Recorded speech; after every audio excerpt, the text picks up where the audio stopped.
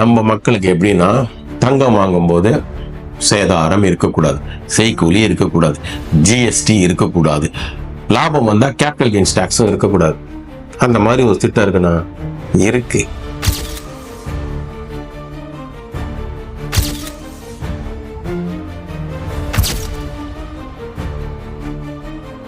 Recent டைம்ஸ்லயே best gold இன்வெஸ்ட்மெண்ட்னா நான் சொன்ன மாதிரி ஜுவல்லரியும் கிடையாது, 22 கேரட் காயினும் கிடையாது, 24 கேரட் பிஸ்கெட்டும் கிடையாது.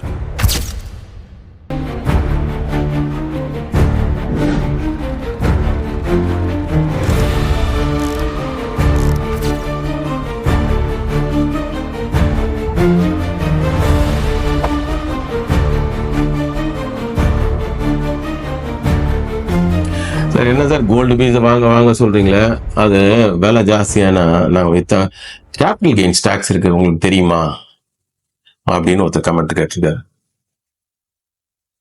தெரியும் கேபிட்டல் கெயின்ஸ் டாக்ஸ். அப்புறம் நீங்க என்ன சார் அதை போய் வாங்க சொல்லிட்டீங்க நீங்க? சார் இன்னைக்கு உலகத்துல இல்ல இந்தியாவில் உலகத்தை விடுங்க, நீங்க ஏதாவது லாபம் பார்த்தீங்கன்னு வச்சுக்கோங்களேன், அந்த லாபத்தோட ஒரு ஷேர் டாக்ஸா நீங்க கவர்மெண்ட் கட்டி தான் சார் ஆகணும் அப்படின்னு. அப்புறம் அதெல்லாம் சார் பெரிய விஷயமா இருக்கு சொல்றீங்க. நீங்க வந்து ஜுவல்லரினா சேதாரம் கிடையாது, ஜிஎஸ்டி கிடையாது, அது கிடையாது, இது கிடையாது அப்படின்னு சொல்லி கோல்டு பீஸை வாங்க சொல்றீங்க. ஆனா அங்கேயே கேபிட்டல் கெயின்ஸ் டாக்ஸ் வருது. அப்போ நீங்க வந்து ஒண்ணு பண்ணுங்க, எனக்கு கேபிட்டல் கெயின்ஸ் டாக்ஸும் வராத மாதிரி தங்கத்தோட ஏதாவது ஸ்கீம் இருக்கா சொல்லுங்க சார். அதாவது நம்ம மக்களுக்கு எப்படின்னா, தங்கம் வாங்கும்போது சேதாரம் இருக்கக்கூடாது, செய்கூலி இருக்கக்கூடாது, ஜிஎஸ்டி இருக்கக்கூடாது, லாபம் வந்தா கேபிட்டல் கெயின்ஸ் டாக்ஸும் இருக்கக்கூடாது. அந்த மாதிரி ஒரு திட்டம் இருக்குன்னா இருக்கு. ஆனா இல்ல இருக்கு, ஆனா இல்லையா, அது ஒரு மாதிரி அந்த மாதிரி சூழல் தான் இருக்கு. இந்த ரீசன்ட் டைம்ஸ்லயே பெஸ்ட் கோல்டு இன்வெஸ்ட்மெண்ட்னா நான் சொன்ன மாதிரி ஜுவல்லரியும் கிடையாது, 22 கேரட் காயினும் கிடையாது, 24 கேரட் பிஸ்கெட்டும் கிடையாது, சாவரின் கோல்டு பாண்ட் அப்படின்னு ஆர்பிஐ ரிலீஸ் பண்ணிச்சு. சில வருஷமா பண்ணிட்டு இருக்காங்க. பெஸ்ட் கோல்டு இன்வெஸ்ட்மெண்ட் தான் அதுதான். நம்ப முடியல. ஆமா, நீங்க நினைச்ச மாதிரி இந்த பிரச்சனையான எந்த இதுவுமே கிடையாது. அதாவது செய்கூலி கிடையாது, சேதாரம் கிடையாது, ஜிஎஸ்டி கிடையாது, கேபிட்டல் கெயின்ஸ் டாக்ஸும் கிடையாது. கேபிட்டல் கெயின்ஸ் டாக்ஸ் கிடையாதா? ஆச்சரியமா இருக்கு. உண்மைதான். அது மட்டும் அல்ல, அதாவது பாயசம் வந்து கல்யாணத்துல போட்டு வச்சுங்க, ஒரு இதுல போட்டுட்டு கூட இன்னொரு வடையும் சேர்த்து கொடுத்தா சூப்பரா இருக்குல்ல, அந்த மாதிரி எக்ஸ்ட்ராவா 2.5% வட்டியும் கொடுப்பார்கள். ஆச்சரியமா இருக்குல்ல? ஆச்சரியம் அதுதான். ஆனா அதுல ஒரு பிரச்சனையும் இருக்கு, இல்லைன்னு சொல்லவும் முடியாது. என்னன்னா, உங்களுக்கு கேபிட்டல் கெயின்ஸ் டாக்ஸ்னா சப்போஸ் நீங்க வந்து 1 லட்ச ரூபாய்க்கு தங்கம் வாங்கினீங்க, ஒரு 50,000 ரூபாய் ஜாஸ்தி ஆகி போச்சு, ஒரு 1.5 லட்ச ரூபாய் ஆகி போச்சு வச்சுக்கலாம். அப்ப 50,000 ஒரு 20% டாக்ஸ் வச்சோம், ஒரு பர்சன்டேஜ் சொல்றேன். 10,000 நீங்க கவர்மெண்ட்டுக்கு டாக்ஸ் கட்டணும். அந்த 10,000 வந்துட்டு கவர்மெண்ட்டை பத்தி நம்ம தனி மனுஷனுக்கு 10,000 போதும் சார், என்ன சார் இவ்வளவு பெரிய அமௌண்ட் எங்க சார் அப்படின்னு நமக்கு தோணும் இல்ல.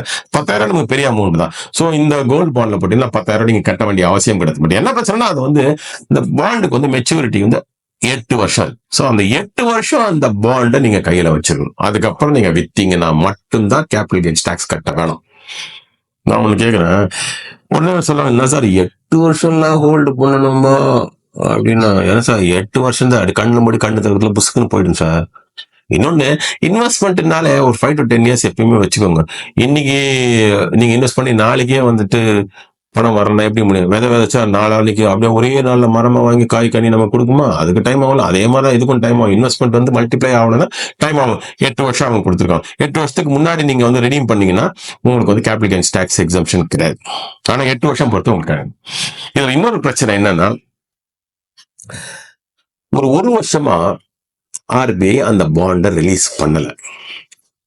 என்னடா ரிலீஸ் பண்ண இவ்வளவு பெஸ்ட் ஸ்கீமா இருக்கு மக்களுக்கு, நம்மள மாதிரி சாதாரண மக்கள், இது என்ன ரிலீஸ் பண்ணலையா, ரிலீஸ் பண்ணுவாங்களா மாட்டான். நான் கொஞ்சம் செக் பண்ணேன், கொஞ்சம் சில பேருக்கு கேட்டேன் சம்பந்தப்பட்ட கால, சார் அது ரிலீஸ் ஆகுமா இல்லையா, அடுத்த டிரான்ச் ஆஃப் இது பாண்டு வந்து கவர்மெண்ட் விற்பாங்களான்னு, ஆர்பிஐ வைப்பாங்க தெரியாது சார்.